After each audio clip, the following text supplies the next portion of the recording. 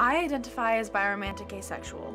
That means that while I don't feel sexual attraction, I do feel romantic attraction for multiple genders.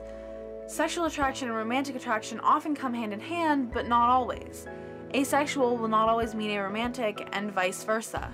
Now, when I came out to my mom, I had to take some time to explain the difference between sexual attraction and sex drive, which was definitely not the most comfortable conversation because really, who wants to explain to their parents about their own sexual preferences, even if it is a lack of them? Also, because it involved explaining that just because someone doesn't feel sexual desire, that doesn't mean they don't desire sex. Yeah, freaking awkward. But the point I'm trying to make is that asexuality doesn't come automatically with celibacy or sex repulsion. It can, but not always. To be honest, I'm not quite sure how to explain the concept of wanting or enjoying sex without feeling sexual attraction. To me, they're different things, and it makes sense. I mean, there are plenty of people who do feel sexual attraction and don't partake in sex. They might abstain due to certain personal views or due to an inability on their own part. In connection to my point, however, it might be because they don't have a very active sex drive or just genuinely don't enjoy the act of sex. Feeling that way doesn't mean that they're asexual, it just means that they have certain preferences. And being asexual doesn't automatically mean that one doesn't have a libido. But given the extremely limited amount of discussion one tends to hear on the matter, it's really not that surprising that it isn't better understood. I don't know too much, really. Just that it's the lack of sexual attraction. Asexuality is when you aren't attracted to any kind of gender. It's just like, hey, I don't want to have sex. It's a way that someone is, and it means that they don't feel sexually attracted to people. Asexuality, as far as I understand it, is when an individual is not sexually attracted to one gender or sex than the other. They're just, like, not sexual. They have an absence of sexuality. The internet, mostly. Just Tumblr and stuff. I'm gonna say probably the internet. I honestly do not know. Probably the internet. It's always the internet. I think I heard about it in high school, but just talking about sexuality with, like, peers. I don't think I would learn about it from a teacher formally. Yeah, no. Barely learned about heterosexuality, to be honest. I don't think I have. Not that I can think of.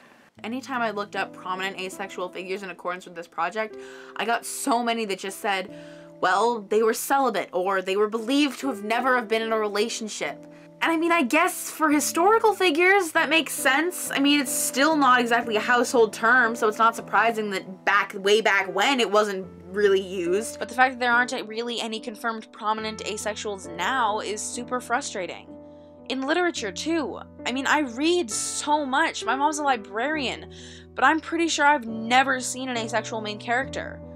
Or even an asexual side character. I looked up lists of books with asexual characters for this project. Do you want to know what one of them had as a description? Books with characters that identify as asexual, or characters that could be read as asexual. Also, books that mention asexuality. We are talking bare minimum of effort here, and even with those incredibly loose guidelines, there are less than 50 books on that list. To be fair, it was the YA list, and the list of books for adults is longer, as well as saying that they guarantee that the characters are confirmed as asexual.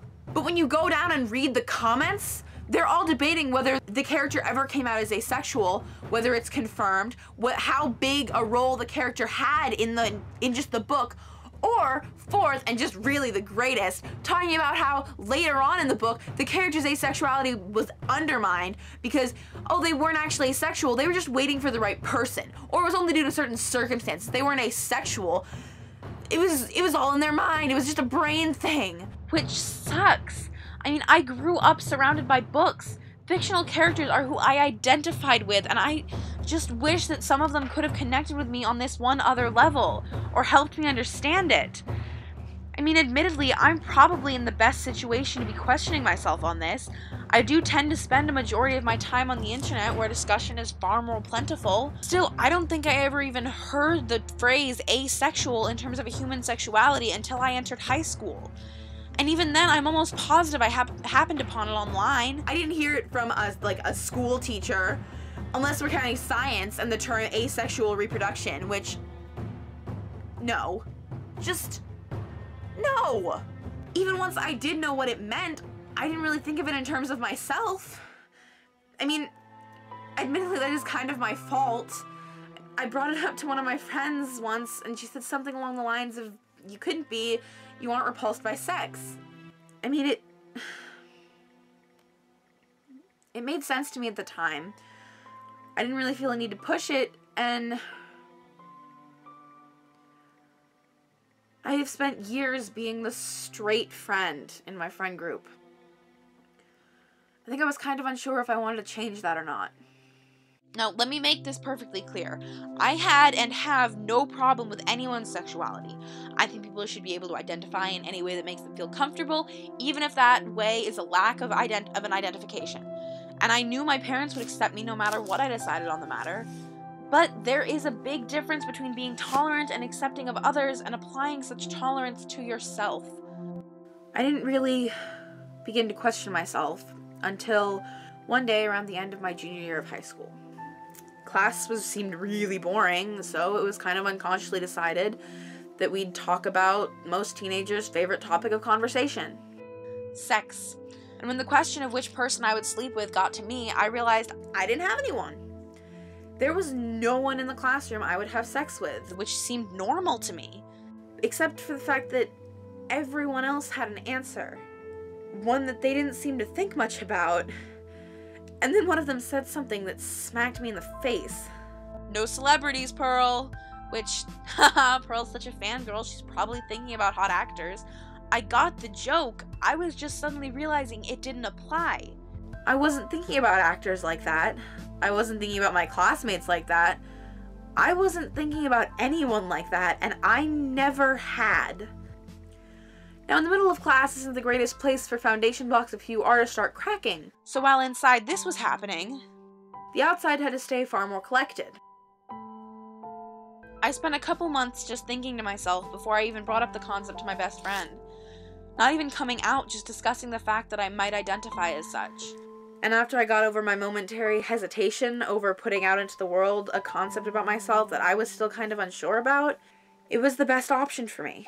Sharing what I was thinking with another person gave me a chance to talk out my confusion and make my feelings seem more valid.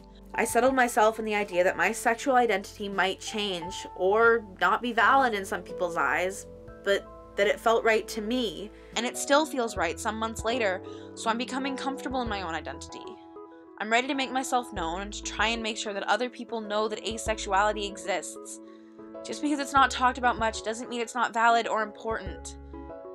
And I think that's what I really needed to hear for a while. So here's me, making my own video, putting down in words that it's okay, and you're valid.